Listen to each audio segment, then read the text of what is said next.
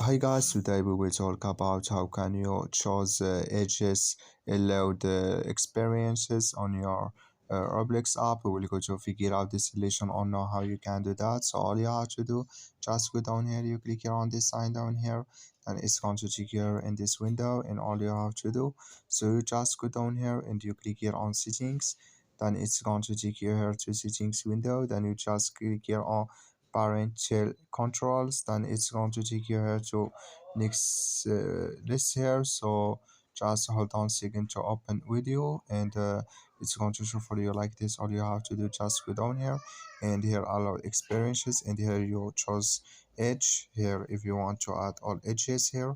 So and here if you want to choose all edge you want to add here on your uh, experiences or allow experiences here edges. So that's all. Thank you for watching. Don't forget to support us by liking, subscribe.